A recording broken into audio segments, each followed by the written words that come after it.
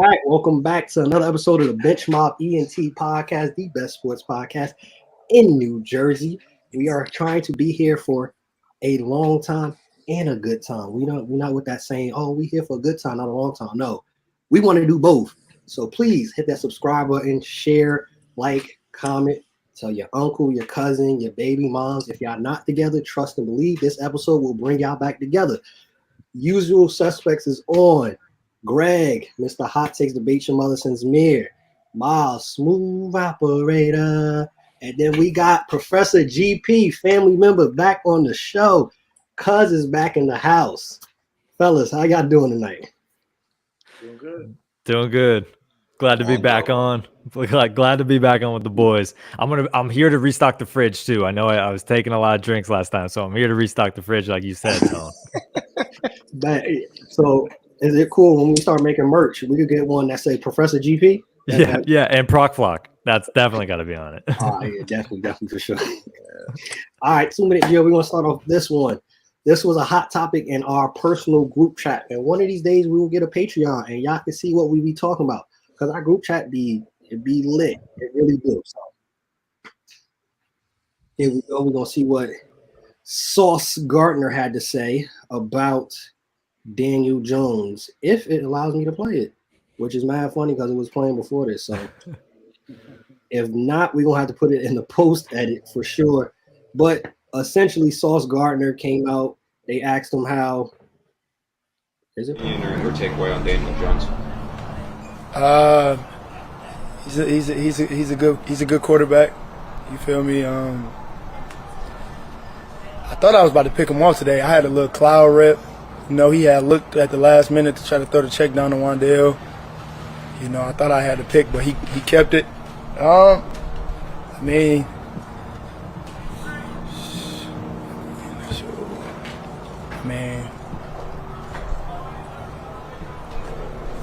the competitive periods, it was very competitive, man.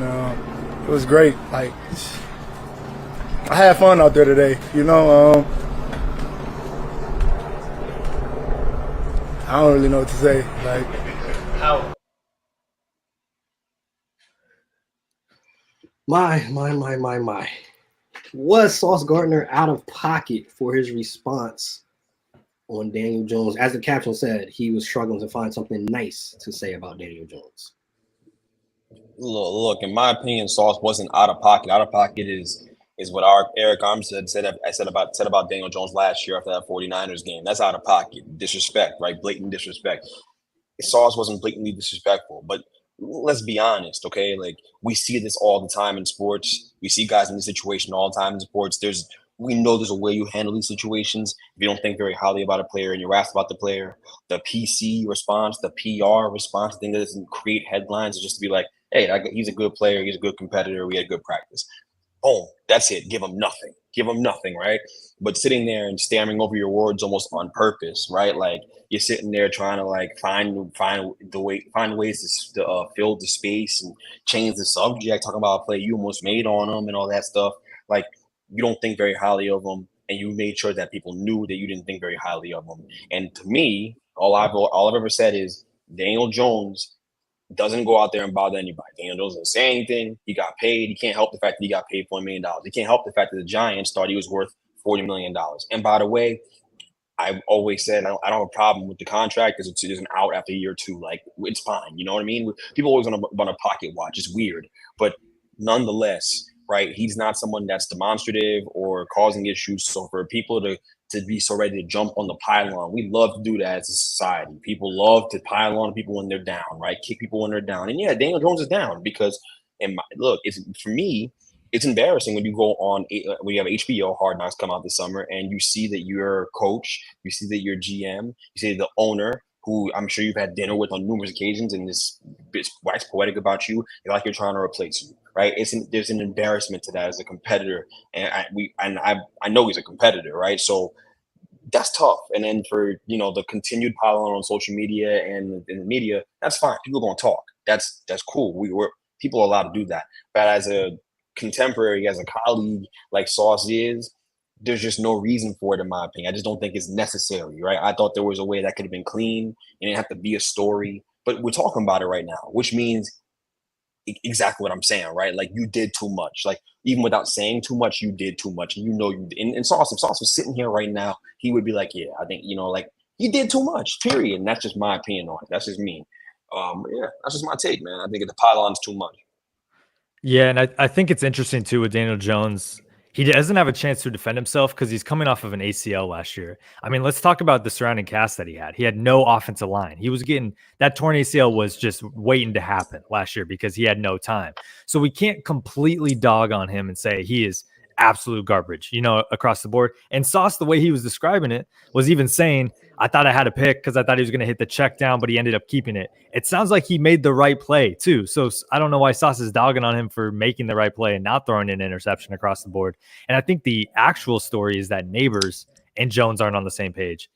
Jones said the diplomatic presidential thing like he always does. It was great practice. We were all on the same page. Neighbors, we know he's a little bit, after we saw that documentary, he's kind of a dog. He kind of gets after it. He gets upset. He's a lot more emotional of a player. He said it himself, and he said, no, this was not a good practice. So I think that's more of the internal debate that needs to be had, not really Sauce Gardner picking on him, for lack of a better word, like Greg was kind of saying, because you're right. It's kind of a pile-on, and I don't really get it because we haven't seen Jones in a long time as well. So he might come back better. He might not. That's just the way it is. 40 million doesn't look like nothing over 2 years after we're seeing guys make 50 million a year going forward. I mean, I feel like there's been a lot worse things said, done, body language. People, I don't know. I guess we're all experts on body language now. I feel like it was a whole lot of nothing. Like Sauce, Sauce is Sauce. Like he's usually, I guess, more careful with his words, even though maybe he's got to hold himself a little bit while he's talking. Maybe he's got to keep himself still, or maybe he's got to fill in that area of emptiness there in what he's saying. Don't pause anymore. Maybe speak Spanish or something like that in between, because I guess people are going to take it any type of way. You pause, you giggle. I mean, he said what he said. He said he's a good quarterback. Said he could have picked him off, made the right play. I mean, what else do you want him to say? Like, Daniel Jones didn't have a good practice. Beat writers can say whatever they want. He didn't have a good practice. You checking down, you throw 2 passes over 8 yards the whole practice. You're not really moving the ball. They 3 and out on a down and distance at the end of practice. He didn't play well. And if you want people to stop talking about you, if this even counts as somebody talking about you, also it's Sauce being the number 1 corner in the NFL. It's New York. They're going to make a bigger deal about this than maybe in Cincinnati this would be. I mean, because who gives a crap about anything happening over there, right? I mean, except people who want some money. But Daniel Jones, I mean, if you don't want people to say anything in the media, play better. He hasn't had a good start to training camp. There's no other options, though. So he's going to be out there, but for better or for worse for the Giants. So if this is the worst, if this is a thing, I mean, be prepared for the season didn't even start yet. Be prepared, Daniel Jones, because it's going to be a lot worse. I'm not interested in defending Daniel Jones. Me personally, and Griff, Miles and Tone noticed I've been very vocal about this for months before this. I have no expectation of the Giants this year. I am dead inside as far as that team goes. I really don't have an expectation. I don't care if Daniel Jones plays great. I'd love that because he can tell everyone to you know what, right? And you could fill in the blank, and it'd be great. I love that. I want that for him. I really do. But if he doesn't, he wouldn't be surprising me because I've seen the bad play. I know exactly what his faults are as a player. There's no need to tell me. When I came on here and I made declarations about him playing well this year, it's with the idea that he has nothing to lose, so he's gonna empty the tank this year. He's gonna play aggressively, and there'll be mistakes, and there's also going to be good plays because of it. And you have Malik Neighbors and guys like that, and the line's a little better. So there's gonna be some high moments, but there's gonna be plenty of lows too. That's fine. It all even out. My issue, like I've always said, and Miles said something interesting before we came on the podcast, comparing this situation to why, me going at Russell Westbrook or why didn't I defend Russell Westbrook and all that stuff, blah, blah, blah. My issue is Daniel Jones ain't demonstrative. Daniel Jones isn't out here like defiant. He's not out here like doing things in spite of people. That's not really him. That's not his personality. He really just seems like a pretty nice guy. You know what I mean? So I'm not saying Russ isn't a nice guy. Russ is plenty nice. But Russ has the ego the size of a Grand Canyon. All right. And my issue was you weren't shooting it well at all. And I think it's an understatement. Historically bad. You were terrible. God awful. And you kept on shooting it. And you kept on shooting it, and you looked at everybody else like it's their fault that you were missing the shots. And that's when I got mad. I'm like, I see that all the time. Me being a coach, it hits me here because the kids go out and play bad. It's your fault, right? It's your fault. Parents always gonna come to you about it, blah blah. It's your fault. Johnny can't hit a shot. Nah, Johnny sucks, man. So I've seen it, and Russ reminds me of that kid. It's a different situation than this, where Daniel Jones really is a guy out here trying his best, and he's been given a load of crap to work with in New York since he got there. To your point, Griff, about the offensive line, I've seen it. It's not all his fault. It's really not all his fault there. It isn't. And so, that's my point about it. That's it. And that's what, when Sauce adds on to the pylon that's going on right now with him, it just seems low class to me. That's all I'm saying. I'm not saying he's a bad guy. I'm just saying I just think it's low class. I think there's no need for it. I think it's unnecessary. Today, what happened today at that press conference was unnecessary. There was a way to answer that question very clear and easily. Look, Miles ain't gonna see it straight. He might as well be the Green Goblin. If it's green, he ain't gonna see it straight. If it's the Jets, he ain't gonna see it straight. That's fine. I understand that. It's Sauce. God forbid we talk about your salty Santana the wrong way. We understand. But I'm just saying, like, clearly, there was a way he could have avoided this becoming a story. And like I said, it's a good player. It was a competitive practice. Did some good things. Move on. We've seen it done a million times. So don't give me this nonsense. People are gonna make it a bigger deal. No. You knew what you were doing, bro. Like you know what I mean? Exactly. He's been doing this long enough. And they had Zach Wilson for 90% of last year. Like, let's talk about the examples the other way. Like, nobody's coming at Zach Wilson the way that people are coming at Daniel Jones. And I can see that a little bit. But if you think about Daniel Jones, he isn't the one then going to interviews being like, nah, I'm top 5. Like you just said, the Russ thing. Like, no, I'm good. I know how to. He is just minding his own damn business. So, like, just answer the question and move on, Sauce. You know what I mean? Like, I agree with you, Craig. Just like move on. There's a humility there that didn't exist, and Russ is a Hall of Famer, so I understand like the ego's justified. But when you go 20 games, you hitting the side of the backboard every damn night or whatever. And my boy, like we got to pipe down a little bit and adjust. Something's not working. We have to, and I just feel like with him, the lack of self-awareness will bother me with Russell Westbrook. And so it's different when I was coming at Russ than when I'm coming at Daniel, when I'm talking about this Daniel Jones situation. That's all I'm saying. There's a humility with Daniel Jones. He ain't bothering nobody. Yeah, he's not doing well. It must be hard when he goes at home at night. I know he's making some money, but money ain't solve all your problems. Money does not solve all your problems. All right, that's a life lesson. Real talk. Money don't solve all your problems. So he's looking at his NFL mortality staring him in the face as a starter. It's a tough situation. It's not easy. It's not easy. Even with $40 million in the bank, $80 million, whatever it's going to be. Yeah, $80 million in the bank. That's fine. He ain't wanting for nothing. That's fine. He also played pretty well and won a playoff game. Like we're overstating this idea that he's like this bad player. Is he? He's not like this upper echelon quarterback. He's not. He's an average NFL quarterback. He's just average. That's the problem. He's average. That I've always acknowledged that. And sometimes he plays below average when things aren't working around him. That's simple. Right. That's simple. I think it's safe to say when you talk about Daniel Jones, to your point, Daniel Jones doesn't come off cocky. He doesn't come off saying that, it's not my fault. Like we've seen with some quarterbacks in the league. I'm going to point my finger at the wide receivers. The coaches don't know what they're doing. Daniel Jones is very classy, very demure. Very classy, very demure. There it is. Very, very demure. AFC East breakdown for this episode. Y'all know, if y'all don't know, last episode we broke down the division. We went through each team, asked a couple questions, then we give the overall look at the division. AFC East starting off with the Patriots. This is the question that I have to ask, and if y'all want to add anything to it, like I said last week, y'all can add whatever y'all want. Who do y'all think gives the Patriots the best opportunity to win at quarterback, Drake May or Joe Milton? We've seen some highlights from Joe Milton playing well. Drake May has been playing some. He has little highlights here and there. They have yet to name a starting quarterback. Who is actually in the best situation for the Patriots this season? And I think we all can agree, we haven't got to talk about it, 3-4-1 season anyway, but who's the best option at quarterback for them? Is Brissett still there? I feel like, I mean, if anything, he's the guy.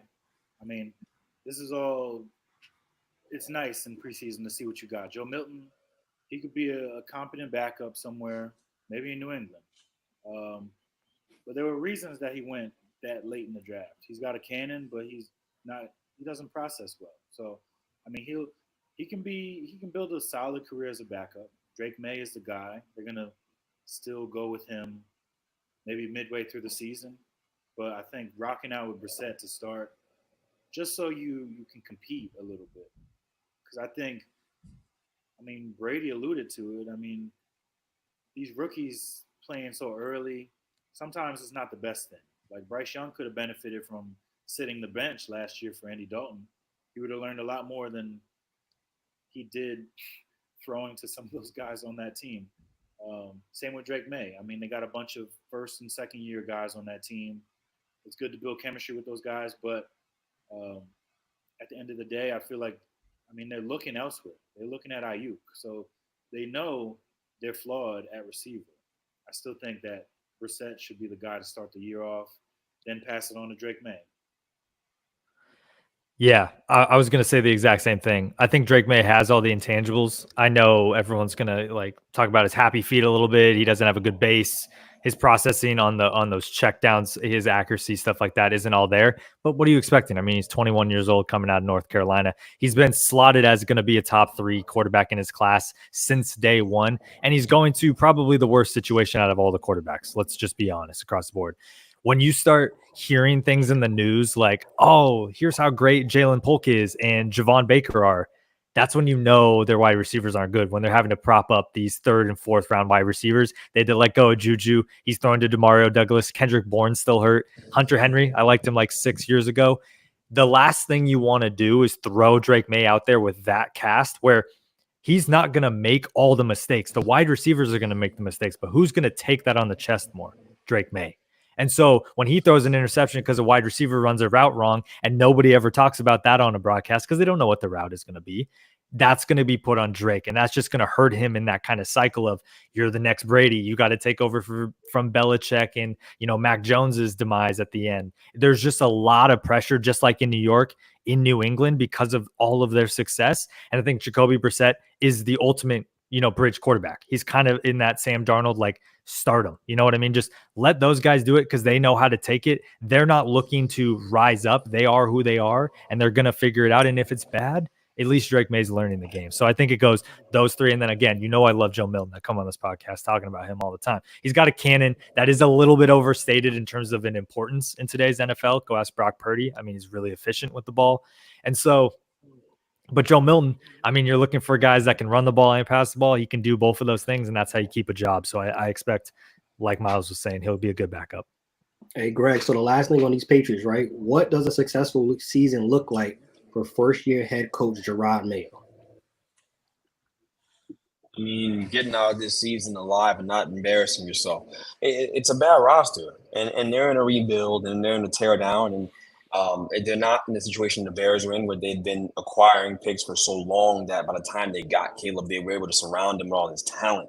It's a very different situation. And to Griff's point, and he makes a great point, you don't throw Drake May. I think Drake May is the guy you want to play. Sure, like you want to see him, right? And you see all the talent in the world is there. Just like Joe Milton has a lot of talent too. But Joe Milton is a developmental project. He is. There's just things he has to work on. He does not process well. He played well in preseason. We can't overstate that. We can't just over talk about that because you see base defenses. You're not seeing like complicated defenses where they're mixing up coverages and things like that. So he's gonna play well. It's designed for you to play well in this situation. That's fine. But with Drake May in the situation with the Patriots, you just got to give us some time here. You got to continue to build up the team around Drake May. So when you put him out there, you don't just shoot his confidence at the knees, and he's not a shell of himself, because this thing is really a 50-50 proposition, right? Like, I mean, you could have a guy who plays really, really well, and year one he shoots off and takes off like a CJ Stroud, or you could have a guy that, like Sam Darnold, came into the Jets and he just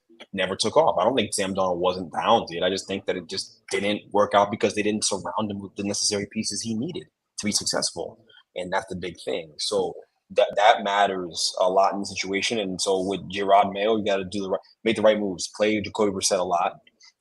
Maybe stick with him the entire season, right? And I know people aren't going to like it, but you got to protect your asset in Drake May. And as you continue to build around him and allow him to get confident as the year goes on, but you don't want to just throw him out there in week one to the Wolves, and the next thing you know, you're picking up pieces at the end of the year, and you're on the quarterback hunt again, right? You already saw it go wrong with Mac Jones, so you don't need to do it again. He has no one to throw the ball to, and it's a bad situation over there. And that's the thing too. You bring up a lot of good points about that across the board, where Gerard Mayo is a defensive coach too. So their offense by default is going to get kind of plagued with staticness. A lot of people are going to come at them like, oh, the Patriots are always good at defense. So I think if Gerard Mayo wants to have success or be viewed as that, he's got to throw something together well with Van Pelt in terms of a creative offense. The Patriots have struggled for years with no creativity on offense, no motions, none of that downfield stuff that you like to see, none of that trickery that the Miami Dolphins use. And so unless Gerard Mayo doesn't do what like Pete Carroll did and like just stick to what he knows, I worry that they'll fall behind, because this NFL is moving a lot faster than it did back in the day. I mean, I hope Gerard Mayo treats him better than Brian Flores did Tua. Yeah, true. There's been a lot of heat. Yeah, Brian Flores, he didn't do a good job answering that question either. It was very Sauce-esque, as maybe that's what Sauce was doing. He was copying Brian Flores because he ain't know how to answer that either. Smart, he had his shades on, because who knows what he was actually doing under there. Next team, we're looking at the Buffalo Bills. Buffalo, they've had a lot of losses that happened this offseason. Stephon Diggs, Gabe Davis, Tre'Davious White, Micah Hyde, Jordan Poyer. For the Bills, is that championship window closed? We know they still have Josh Allen. And with Josh Allen, you always have a chance. You're talking about anywhere from 8, 9, 10 wins or more, because he's that good. Another one of those dual threat quarterbacks. But is that championship window closed for the Buffalo Bills? It's like Joe Burrow said, man. I mean, as long as they have Josh Allen there, the window's open. The window's open. That's my opinion there. I think he's just that good. That's the level of player he's ascended to, which I didn't see coming. But here we are. And so he's a top 2, top 3 quarterback in the league in any given season, and in any given stretch of football, he can play like the best guy in the world. So you have a chance. You have a chance when you have Josh Allen. So the window's wide open. The window's wide open there. Obviously, I'm a little nervous about their wide receiver situation after losing Diggs. It's a talented guy, but it might be addition by subtraction considering how toxic the room was. And we know about those stories about Diggs going at Josh Allen in the locker room all the time and things like that. It was just time to move on. My working theory is that Diggs just got tired of living in damn Buffalo, which I understand. That's real. That's real. Go to Houston. It's a much better location. I totally agree. But with the Bills, you just got to look at it in its totality. Obviously, the receiving core is different. Keon Coleman, is he a real number one? Do you have a real number one on the roster now? Gabe Davis is gone. Those are things you take into account. You talk about that football team, but to me, it's Miami. It's a tougher division now. Miami, Bills, the Jets are obviously very, very good, and so but they're not proven. They're not proven. They ain't proven yet. At least the other 2 teams done. I didn't seen it before. I ain't seen it with nobody else. So with the Bills, the expectations you win the division. So we're gonna see what that defense can do. They have a lot of injuries. Matt Milano's hurt again. I don't know how serious the injury is. If he's out for a long period of time, Is he done for the year? Yeah. So it's gonna be tough. Josh Allen's really gonna have to carry them. But I'll say this, and I'll close with this: if they fall short of their goal, if the Bills fall short of their goal, I think McDermott gets fired. I think that the writing's been on the wall for a while there, and I think if they don't win the division, or if they don't make a good run, at least to the conference championship, McDermott's fired. I do think he's out of there. Yeah, get ready for Joe Brady to step up, in it's terms possible. of taking that over OC there. And I just go back to, and I hate just simplifying it to this level, but do the trophy, simulation. Like when you just look forward, do you see Josh Allen and rookie Keon Coleman just holding hands and holding the Super Bowl trophy up there at the end of the year? No, not really. I saw that with Diggs. You know what I mean? Like I saw that fully coming together finally. But unfortunately, like you said, I think their window is closed this year, but it's wide open in terms of Josh Allen. You can retool and bounce back. Their defense lost pieces, but they didn't lose a lot of pieces across the board. I think that's a little bit overstated. They did lose some older guys, some more injury prone. They learned how to play without Matt Milano last year after his injury, so they know how to do that, and they have some guys stepping up. So defensively, I'm not as worried. But yeah, their offense, I think it's going to come down to James Cook, putting up 1,500 yards, if not more, and kind of being a Christian McCaffrey where he catches passes too. Dalton Kincaid, welcome to the top 5 in the NFL in tight ends, because you need to be that if you want to be good, because Marquez Valdez-Scantling already hurt. Curtis Samuel already hurt. Tell me if you've heard that story before. It's just another season, unfortunately. I hate ragging on wide receivers, but there's some of these guys that just get hurt. Khalil Shakir, I love him, but he's kind of like a gadget slot guy. Is he really a true X on the outside? Nah, Keon Coleman's got to be that guy, but he's a rookie. So the Bills' expectations, win 10 games, come close to that wild card. I think that's kind of where we land with them. Hey, Miles, before we transfer on to the Miami Dolphins, the Buffalo Bills have had in the last 4 or 5 seasons top 10 in points and yards allowed. But when the playoffs come, we've seen the defense has failed them miserably. Do you think the defense possibly can uphold their end of the bargain if the Bills make the playoffs? I don't think so. I mean, I'm looking at the defense now. You lose Milano, you lose Poyer. They lost a lot of guys on defense. Like, those are leaders on that defense. So you're penciling in DeMar at safety. I mean, it's tough. It's a tough business when you do that. But then you also lost Tre'Davious White, who, granted, he torn Achilles. He probably wasn't going to be the same guy that you had before, the All-Pro. But that was still a steady presence at corner. Right now, they only really have Teron Johnson, who's good. He's good, but can he be a number one? I mean, we're going to find out this year. So Josh is going to have to put the team on his back. That's basically what this is. I mean, you lose Diggs, be careful what you wish for. You lose that diva, but that diva was pretty good. A lot of teams, they feel like getting rid of the diva is like, it's the biggest thing for them to move on. But like Keon Coleman, he was good in the ACC, but he can't separate. I mean, he's a jump ball magnet. And I mean, they had something like that in Kelvin Benjamin a few years ago, and that didn't really work out. They got Kincaid. He's a good tight end, probably maybe top 5, top 6 tight end in the league. But yeah, this is going to test his ability to process. I mean, he did force a lot of throws. I mean, he does turn the ball over. It's not like he's not like Aaron Rodgers, who's not like throwing a lot of picks a season. Like he throws picks. I mean, granted, he takes gambles, but he's got to be smarter with the ball, especially with a defense now that's not stout behind him. Miami Dolphins, y'all.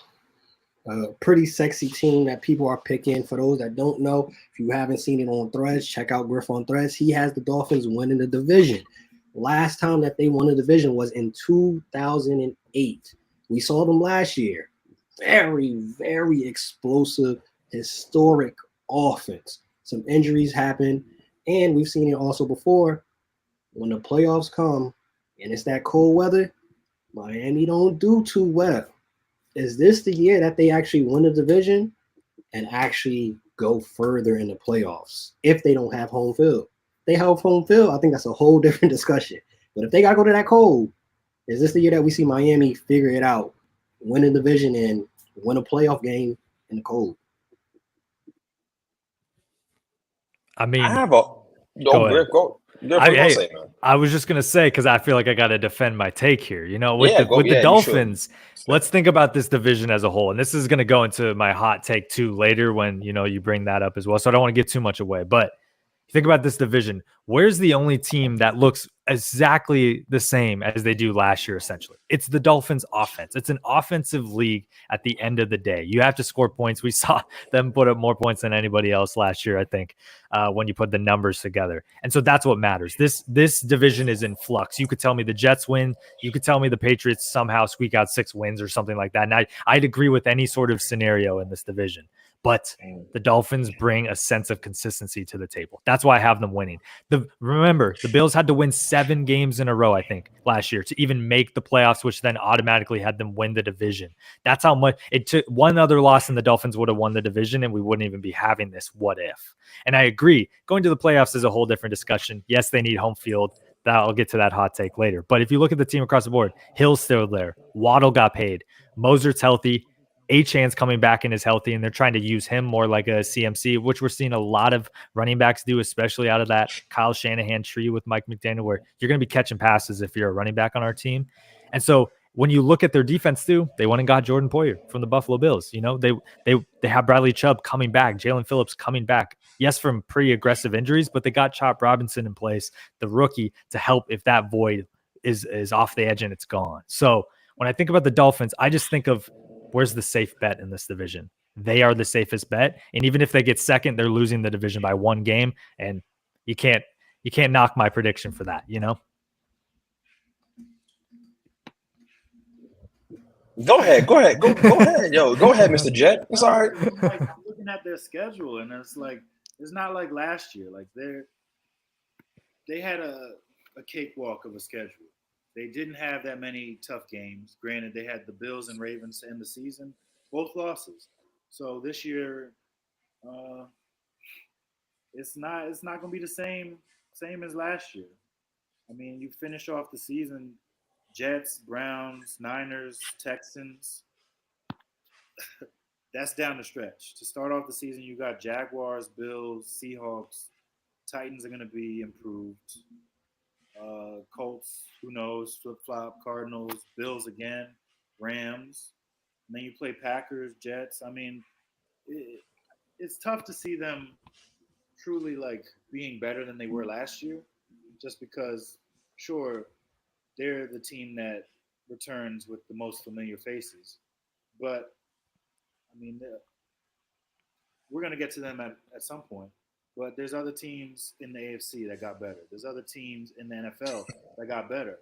So these are teams that they're going to have to go up and face. And, I mean, they got guys coming back from injury. Jalen Phillips is coming back from injury. Bradley Chubb coming back from that torn ACL. You're adding Jordan Poyer.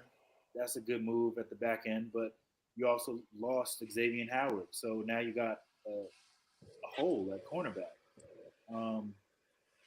So, yeah, it's nice to have the flashy toys on offense. But, I mean, if Tua can't get it to them, because they did lose some linemen to free agency, notably Hunt to the Panthers. So, they're going to be neck and neck in the division, sure, because it's tough. And the end of the season is brutal, like they've said. But if Tua takes a step forward, they did add Odell, even though I don't think Odell knows that, because I don't think he's been really practicing that much this summer. So you still got Waddle and Tyreek. You got Raheem. You got Achane coming back off an injury. They've got a fast offense. They can make plays. They can do all this. So it's going to be interesting to see them this year, but I just think they're going to take a step back. But my pushback to that, Miles, is they have to play their division twice a year. And then they also have to play the same out of conference. So like you said, Seattle, it sounds like the NFC West is on their slate. Do you internally, do you have them losing to the Jets multiple times this year, the Patriots multiple times, and the Bills? I think they clean up the Bills and the Patriots. I think the Jets, they might 1-1 on that series. And then when you go to the NFC West, I don't think anybody's winning those games because I think that's how strong the NFC West is. But if any team had a chance, I think it's a fast offense like the Dolphins in terms of, facing those defense heady teams out in the West. That's just kind of my point there. Yeah, I mean, I think Josh Allen in one of those games is going to have to go prime Cam Newton and get it done by himself. So I think he can do that. Like that kid is really good. He can make plays. He'll run the ball. He'll run you over. And just having that sole quarterback can keep a team in the game. And yes, the Patriots probably getting cakewalked this year by most teams. But yeah, the divisional games. I mean, Greg will say it till blue in the face this year. They're always a flip flop. You could the Jets games are flip flops. Bills, Patriots. There's a loss in there for one of those teams that you think they'll sweep. Yo, Tom, you have a question for me before I go? Oh no, I just want to ask your thoughts on the Dolphins. Yeah, I mean, so I think the Bills are going to win the division. And I think I've thought myself into this thing just hearing you guys talk about it. And my reasoning is very simple. I think the Dolphins are a finesse team. I think tough, rugged football teams win late in the year when it gets more physical and cold.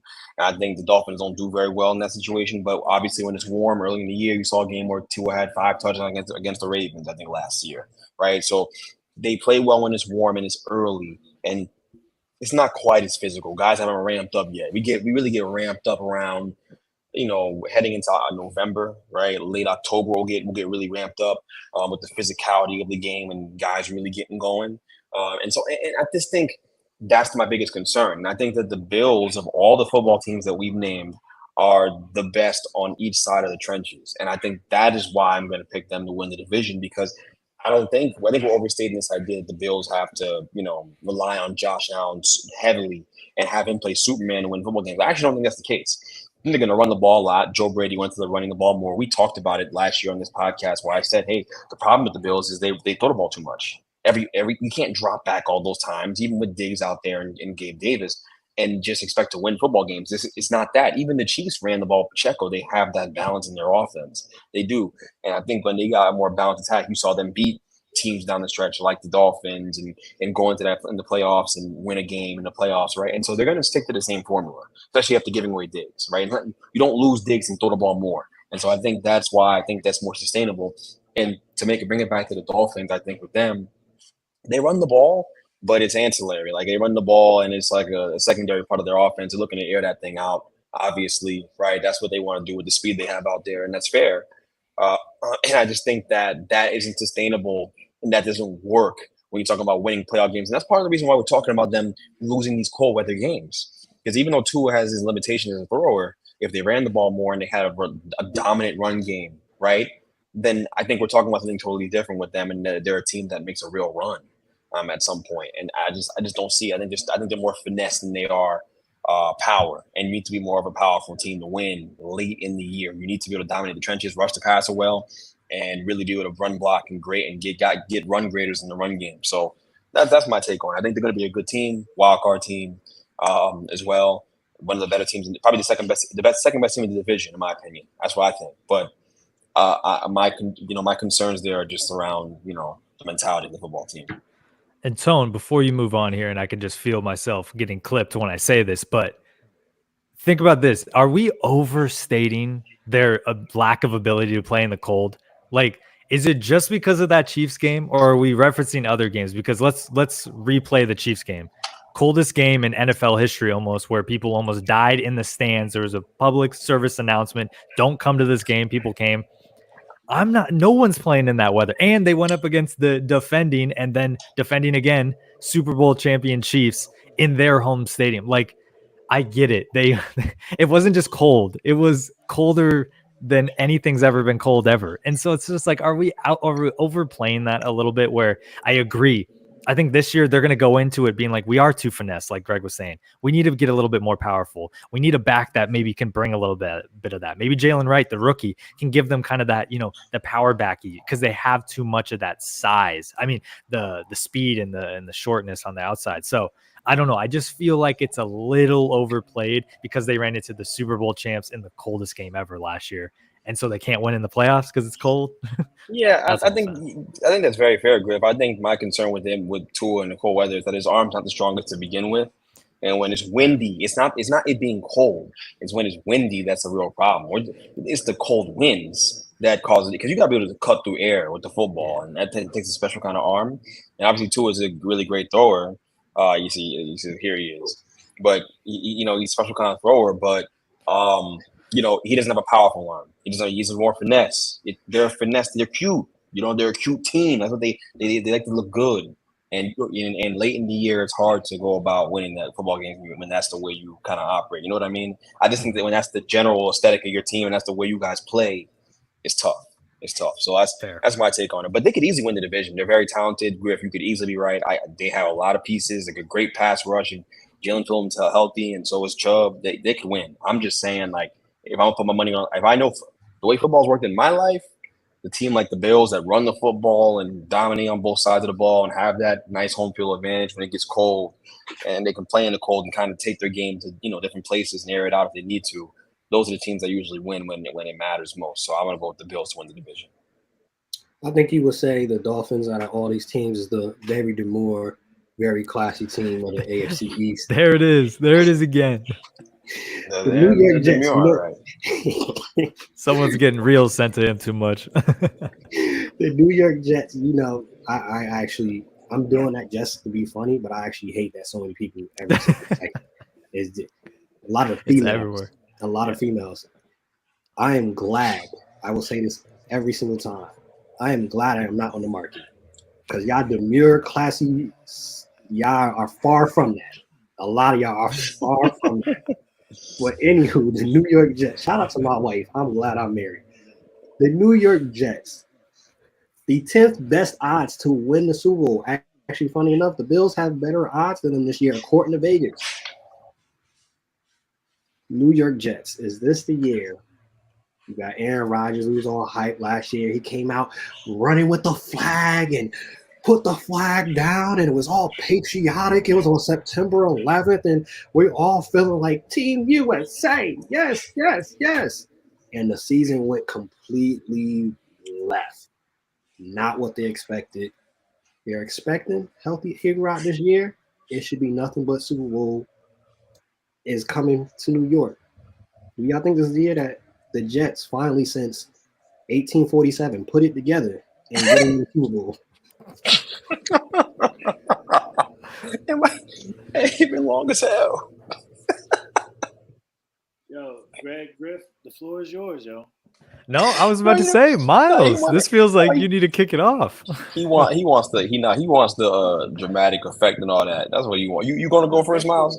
Go for it. I know y'all projecting them to basically be like third in the division, so I want to hear. Okay, for your sake, I got him at second. I actually have the Bills stepping back further, unfortunately, Greg, to third. That's so fine. I think it's going to be first to 10 and 7 out of those two teams to decide who gets second, and I think the Jets pull it out if they have a full season of healthy Aaron Rodgers and a full season of health on the offensive line. Obviously, they did the right thing and got an offensive tackle in the draft, so they have a little bit of depth at that position. But tell me, like I've said about Keenan Allen in the last episode, tell me when Mike Williams is healthy for a season, and I'll show you a liar because he's never been healthy for a full season. And it's just unfortunate. He's your true number one on the outside. Garrett Wilson is more of an inside threat. He's not an X guy. He has been and has been able to do that, but I hope Mike Williams can stay on the field so Garrett can play more on the inside. How they're going to win this division? A full year of Breece Hall. It's got to be on the run game because their defense is solid. But when you have an aging quarterback like Aaron Rodgers, you can't be running a lot of play action. It's going to be a lot of shotgun. You're going to just have to be running the ball or passing the ball. There's no trickery with Aaron. He can't move like that anymore. So Breece has got to get out, get a couple yards, an average of 5 yards a carry kind of season, like a really good season for them to be able to have easier pass plays. But that's just kind of a high level on the Jets. God damn. Well, okay. Hey, listen, I wasn't even going to say all that. Listen. Here's my read, and I think these are all very fair points by Griff. Great, for real. This is great analysis. My read on it is pretty simple. Okay, as far as the Jets go, I think there are 3 teams in the AFC East that make the playoffs this year. So I ain't even saying the Jets aren't gonna make the playoffs. If you're the third best team in that division, you're probably making the playoffs, in my opinion. I just think that's the way it's gonna work out. I think that defense is too good. I think Rodgers is going to get through the season healthy. We hope. My reason why I don't sit here and pick the Jets to win the division is simple. They haven't done it. They haven't done it. They're not proven, and that does matter. When in these big moments, in these big games, you have a bunch of guys that have not been in big moments. They have not been there, and there's something to be said for that. There is. So Griff gave you real analysis there, and Brees is really good, and they've got the run game, and they're gonna have to rely on that run game. But how is your offensive line? Is it actually improved? Are you guys gonna hold up throughout the season? Do you guys stay healthy? Those are all real questions you can ask by any team. I'm not going to hold that against the Jets. I think they make the playoffs. I do. I think that defense is outstanding.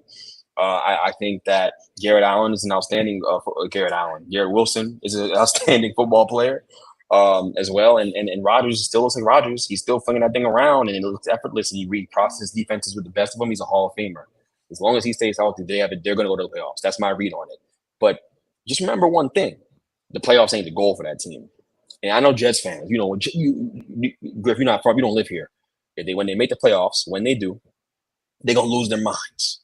Just remember, you have Aaron Rodgers a quarterback and a defense that we claim is all world, which is a really, really good defense. I'm not sitting here poo-pooing their defense. I'm just sitting here telling you the goal is to win a Super Bowl. That's the goal for that team. Anything short of that is a failure, right? Unless you get to the dance and you lose. All right, fine. But you got to get there. And so I just think that, we're talking about, it's semantics. We're talking about something that doesn't, of course, you're going to make the playoffs with that roster as long as guys are healthy. Can you stay healthy? Can Aaron Rodgers not be a distraction throughout the season? That's another thing. Who knows what he's going to do if Donald Trump don't win the presidency? We don't know what he's going to do. He may not come to work the next day. He might not come back. So that's another thing we got to worry about. There's just different things. It's not the stuff on the field so much. But if we're going to talk about on the field stuff, I think Griff's analysis is very fair. It is very fair. No, it is, but it's true. It's true. It's Aaron Rodgers. We don't know. I wrote a thread the other night. I was like, who's the oldest player in the NFL? Just for fun. I didn't realize it literally was Aaron Rodgers. I was like, wait, hold on. He's actually the oldest player. I get that Tom Brady, just like LeBron, are just screwing up how we view age in sports, especially in the NFL. Come on, 40 years old. I can't even get tackled now. I'm in my 20s. You know what I mean? Like that's just how it is, And so I'm worried about his health and his, viability throughout the entire year. And I agree with Miles. A-Rod is still elite. And we're going to have a lot of discussions this year if he has a couple good games where people are like, oh, maybe we were a little too hard on Aaron Rodgers. His Achilles just popped. That makes sense. But you just look at their depth and you look at their options across the board of who he's going to throw to. And I just get a little bit worried when we get down the stretch. They don't have a true two that can stay on the field next to Garrett Wilson that I love. But tell me if I'm wrong, Miles. Well, you're gonna say you're wrong. You know that's coming. We're wrong. We're all wrong. They're going 16 and 17 and all. 17 games, right? 17. Yeah. Not bad. I'm just saying. I'm just saying. I'm just telling the viewership who we got here. Tease the world. What's his name right here? He know. Go ahead. Tease the league. All right. So fair point. Mike Williams is coming off an injury, but if you look at his track record before that, not really missing games. Like he missed most of last year, but you could go through the stats. Yeah. I mean, the most he missed was his rookie season, which was 10 games. Then it was 15, 16, 16, 15, and then he played 3 games last year. So, of course, coming off an injury, I mean, it's a prove-it deal. Basically, they're betting on him coming back and being the Mike Williams that we've seen. The jump ball deep threat. That's the one thing we were missing. I mean, they paid Alan Lazard, who would probably be that 3rd, 4th guy. Maybe he's more competent playing football when Aaron Rodgers is out there. I mean, you got to hope. But you got Garrett Wilson, who's going to show that he's one of the elite receivers in the league. I mean, he would have showed it by now if he didn't have street players playing with him and throwing him the football. I mean, I'm not going to rag on Zach Wilson because we don't do that anymore. We don't talk bad about people. So, but like Garrett Wilson is going to be a really, really good player this year. I think Mike Williams is going to, as the season progresses, you're going to see that connection. I mean, it's going to help both of them. They're going to play off both of each other.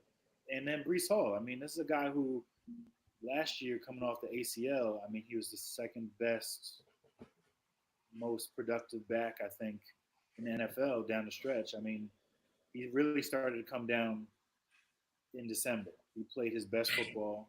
He showed who he is. I mean, he's very comparable to CMC, and he's a younger version of that. So I'm gonna bet on Brees balling this year. They're gonna feed him the rock.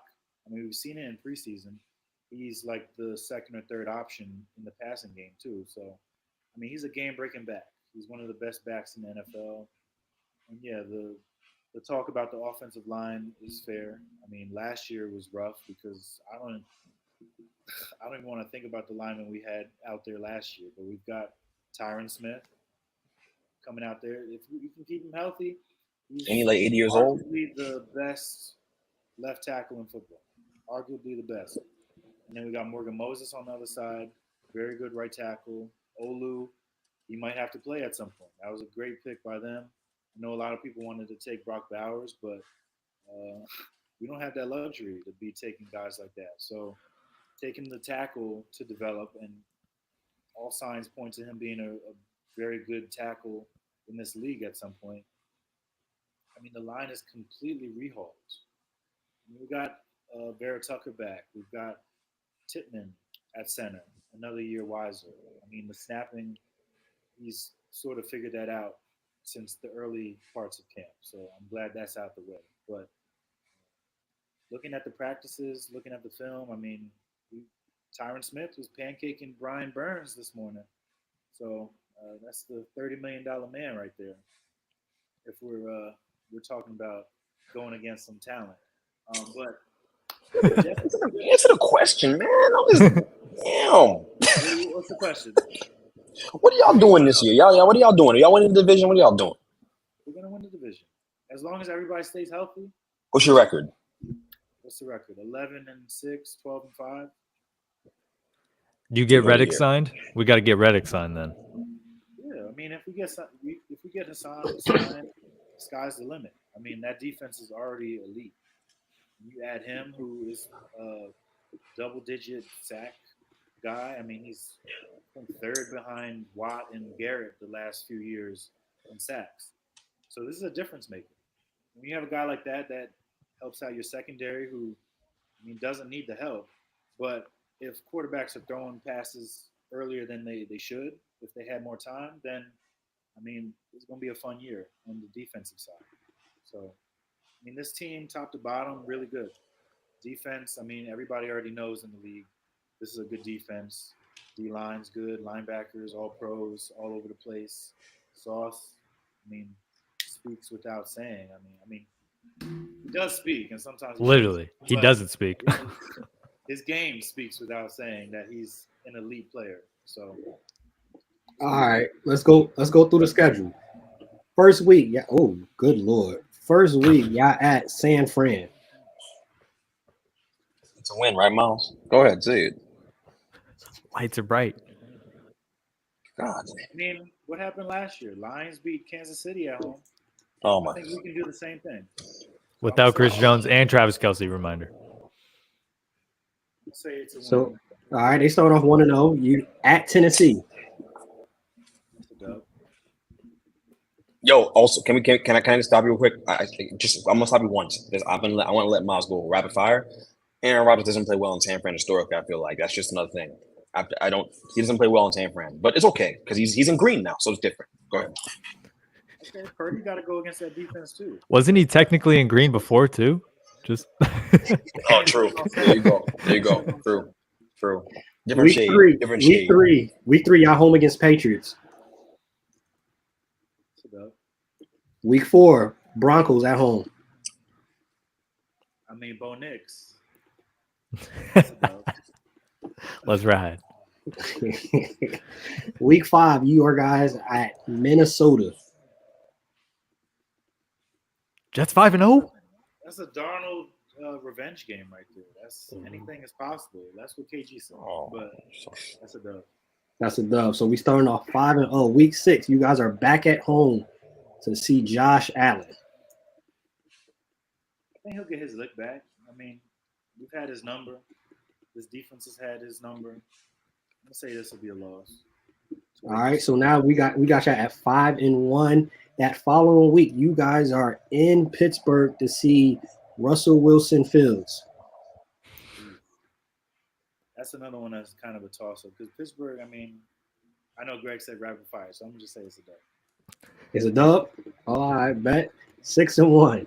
So then y'all are at New England.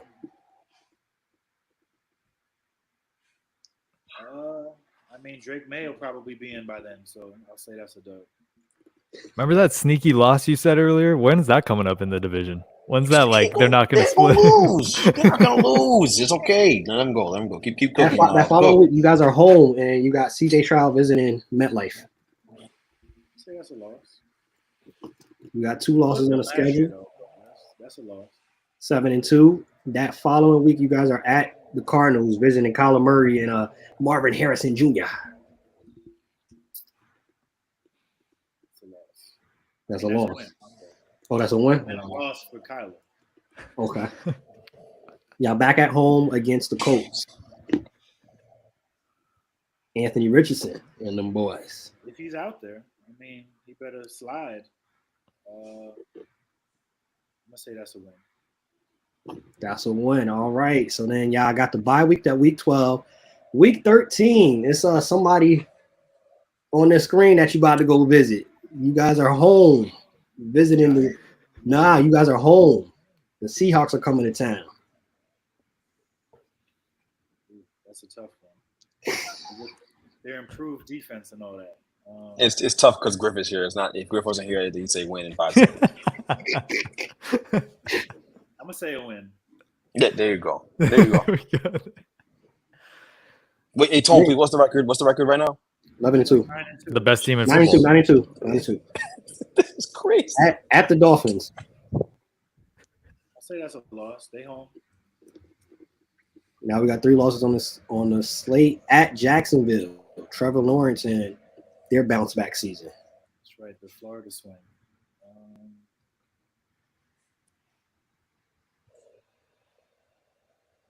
I'll say that's a loss. I'll say we'll hit a little skid right here. Little two losses in a row. Back at home to have the Rams are visiting. Stafford, Puka, Cup. I'll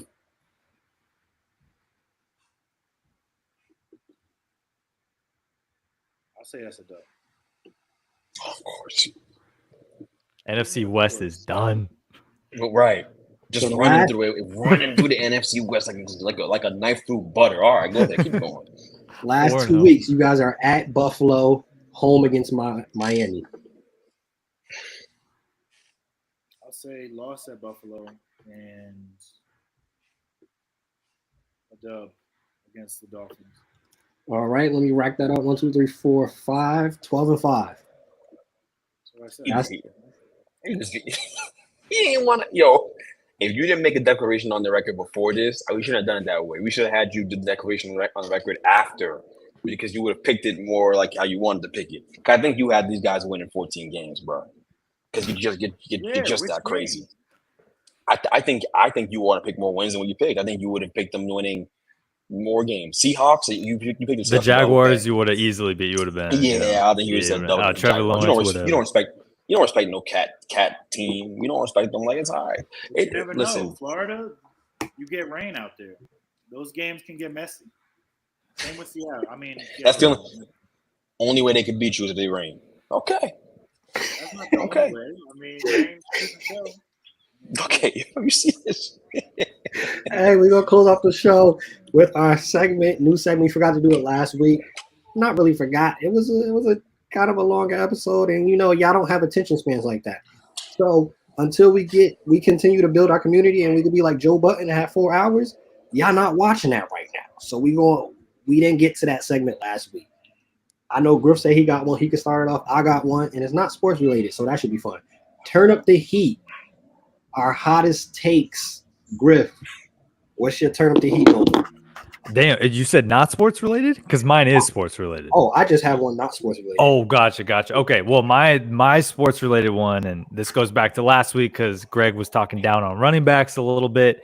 My hot take is that this division, unlike any other division, the running backs performing well will mean more to their team's success than the quarterbacks playing well in this entire division. When we look across the board, we think of James Cook, with the Buffalo Bills.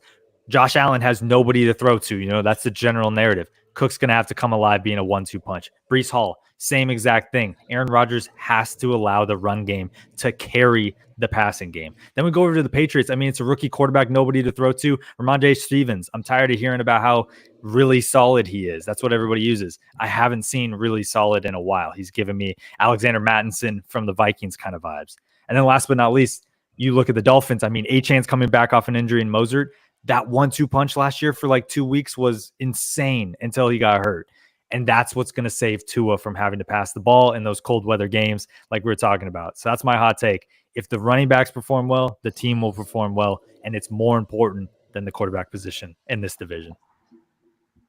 I don't think that's really a hot take. I mean, Patriots, that's the only thing. Stevens can have a 1,500-yard season. They still going to be bad. Miles and Greg, y'all got any hot takes before I get mine? My hot take. I don't know if this is a hot take. I don't know.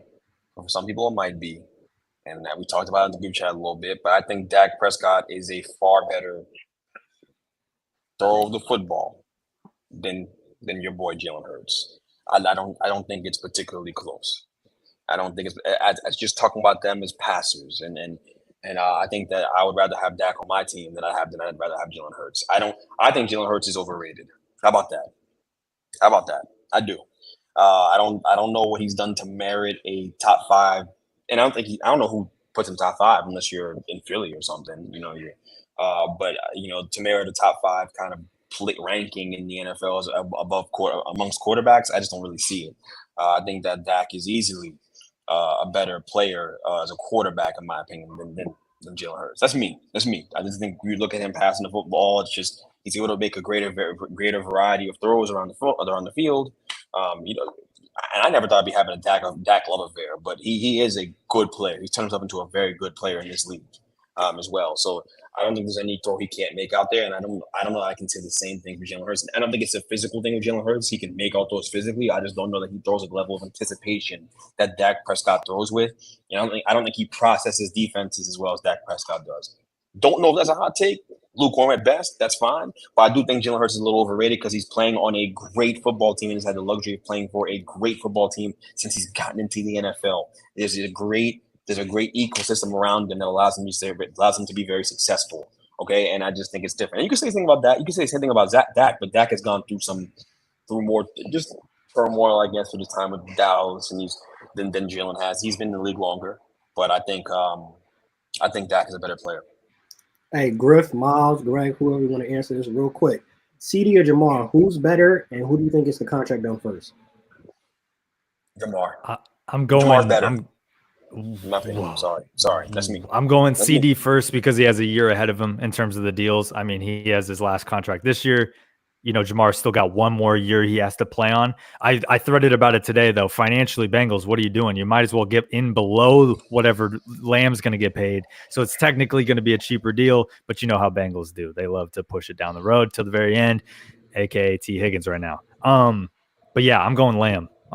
Because he's just a little more versatile. He's a little taller. He can, play a little target practice up top better than Jamar can. But if you're looking for someone to speed down the field, yeah, give me Jamar for sure. Hey, Bengals fans, we know he probably not going to watch this episode anyway, but for other Bengals fans that's tuning in, that see this, yesterday's price is not today's price. Pay attention to the Cowboys. They have 3 people that they could have paid way cheaper, and they waited to the very last second, and now either they're going to walk or Jerry Jones is going to have to open the bank. And he has bank. He's just being cheap. So it's not like Jerry Jones is suddenly going to be poor and homeless if he has to pay them. That's not the case. Miles, do you have a hot take before we end off this show? Can I just say real quick that I think Jamar Chase has been more dominant than CD has been in the NFL since they both gotten into the NFL respectively. I think that I've watched more games where Jamar Chase has been a issue for defenses than CeeDee Lamb has been for Dallas. I think there's games with Dallas don't get that dude the ball. Well, All right, yeah. he was pounding and all that stuff, and I know Jamar's had some games like that too. Don't get me wrong. I think last year specifically that may have happened, but I just feel like Jamar, there's nothing he can't do on a football field. He's like the perfect wide receiver in terms of build, in terms of everything you want from a receiver. And CD's great too. Like we're picking hairs. We're picking hairs. He's great. There's no wrong answer. But I just think Jamar is dominant out there, and there's games where you really can't get your eyes off that guy. His gravity on the football field feels a bit greater in terms of what he attracts from the defense, the attention he attracts, than maybe what CD does. But we're picking hairs. I'd actually go the opposite way. If I had Tyler Boyd and T. Higgins on the line with me too, the defense is way more spread out than in Dallas, where they're just like, oh, we're going to cover Brandon Cooks today. No, we're not. Let's go double team CeeDee Lamb. CeeDee Lamb's got to cook a little bit more, aka like when Stephon Diggs, he doesn't get enough credit for how much attention he had in Buffalo, but still always was open. I love Jamar. Don't get me wrong, but he has a little less attention, I think, than Lamb does in a Cowboys uniform right now. Turn up the heat. Turn up the heat, Miles. Anything. My hot take is the Dolphins don't make the playoffs. I think the schedule's way tougher this year. No more of these cake games like the Broncos where they're throwing up 70, 70 points. They're not going to be doing that this year. I mean, granted, they still have Tyreek Hill. Still got Jalen Waddle, all those guys. It's cool. I think the defense takes a step back. I think Tua might even take a step back.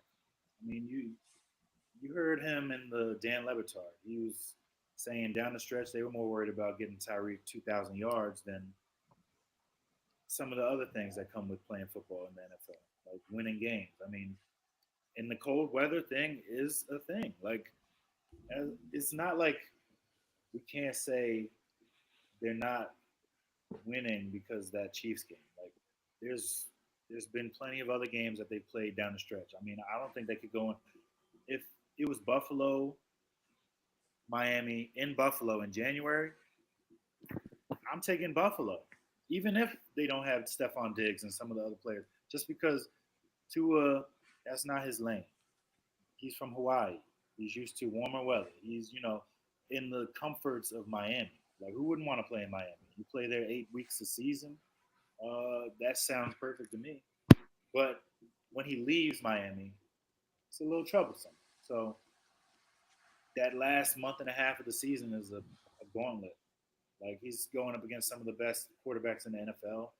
And I don't know. I just don't see him taking – he's a good quarterback. He's not a superstar, though. I mean, he's paid like a superstar, but, I mean, that happens. The market is what it is. I mean, Daniel Jones got $40 million in his pocket every season. Tua got $50 in his pocket every season. He's made a Pro Bowl. They made the playoffs last year. But I just don't see it this year. I think fantasy-wise it'll be cool. But, I mean, that was the first season that he's really stayed healthy. Are we really going to bank on him doing it again? Hey, that's a nice way to drop the mic right there. Are we going to really bank on him to do it again?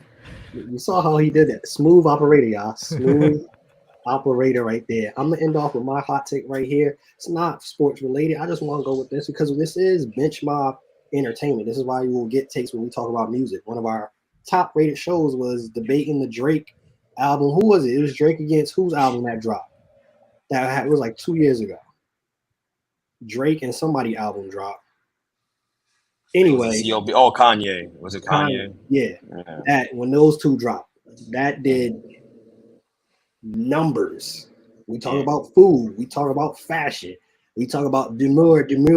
We talk all of that. My hot take is, if you say that you like lemon pepper wings, you're a liar. Lemon pepper is the most overrated flavor. And specifically, I'm talking to the black community. Y'all are full of it. It was said that it was popular. Rick Ross liked it, and y'all just ran with it. It's disgusting. If we even talk about the aspect of food and it, lemon and pepper, they don't even complement each other. You want sweet, you want salty, you want sour, you want that together. Lemon and pepper? I ain't never had a good lemon pepper wing in my life. and neither have y'all. Y'all are liars. You guys are going to have to literally see God when y'all die, and he's going to play that on the screen. You said lemon pepper was good, and he's going to ask you, why did you lie to the world? Who are your friends? I'm confused. Who are these people? is that's this Greg and Miles right now? Like who's been saying this? If you come this way, the people that's Greg, Miles, and me that got that skin complexion, bunch of liars. Lemon pepper, lemon pepper, lemon pepper. Then y'all start putting it on everything. I like lemon pepper wings. I like lemon pepper on shrimp. Y'all are liars. Absolute liars. Tilt your camera down real quick. Let's see, because I know you got them lemon pepper on deck right now. I ain't eating no lemon pepper wings right now, man. I only eat buffalo wings. I don't really mess with nothing else. So I agree with Tone. I don't disagree. I'm not over here stuffing lemon pepper wings. It's original or nothing for sure. Original, barbecue, buffalo. Yeah. Maybe you add a little sweet chili in there, but lemon pepper. Again, look what we just said. Sweet chili, buffalo. They complement each other. You talking about some tangy lemon and pepper goes together? Stop it. Y'all over here taking advice from Rick Ross on food. Just because he big don't mean he know what good food is. Taking advice from no big dude. They don't eat everything anyways. Oh, my bad. I'm the biggest boss. I don't trust that. So your hot take is just Rick Ross slander, really? It's not Rick Ross. Everybody in Greg and Miles knows.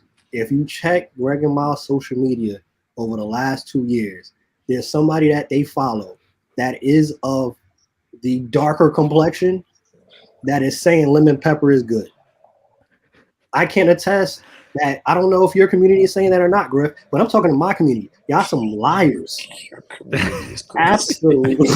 Absolute liars. I think people would just be using social media different in New Jersey. I don't know. I never seen any comments about lemon pepper.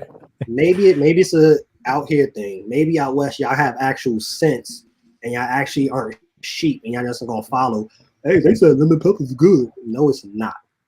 Yeah, and I've tried lemon pepper many times, and every time I'm kind of like, this is just a plain wing, really. It's not even like there's nothing going on with it. So, and I'm a big wings guy, and I love hot sauce, buffalo sauce. So I'm like, why are we doing this? Nothing special at all, man.